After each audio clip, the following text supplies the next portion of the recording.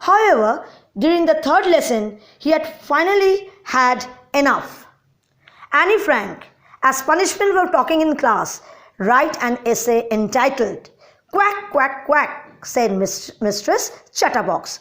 Now underline "Quack, Quack, Quack," said Mistress Chatterbox, and mention over here essay number 3. So, Mr. Kissing was trying to mentally torture Annie. He didn't sit back. When the third lesson was going on, again for the third time he gave an essay to Annie to write, and this time the name was "Quack, Quack, Quack," said Mistress Chatterbox.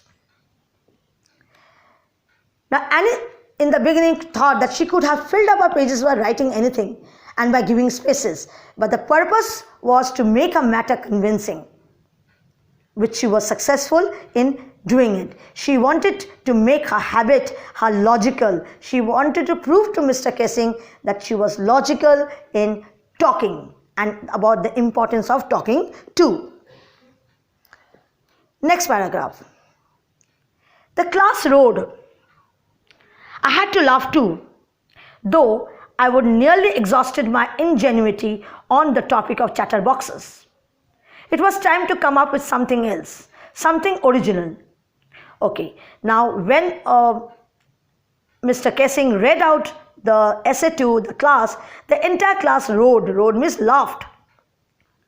But this time Annie was totally exhausted, tired because of his ingenuity, that is his originality. For the third time she was feeling very, very exhausted. All her original ideas were no more. No more original ideas were coming to her. So she planned to do something original. My friend Sani, who's good at poetry, offered to help me write the essay from the beginning to end in verse, and I jumped for joy. Mr. Kissing was trying to play a joke on me with this ridiculous subject. But I would make sure the joke was on him. Okay, so this time her friend was Sani, who helped her. She was very good in poetry. So they had a plan, and the plan was to ridicule, to make joke on Mr. Kissing, because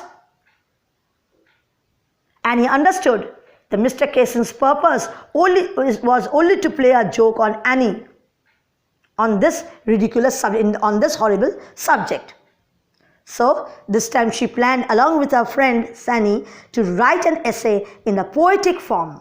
In which form? Poetic form. Now let's come to the last paragraph of this chapter. I finished my poem, and it was beautiful.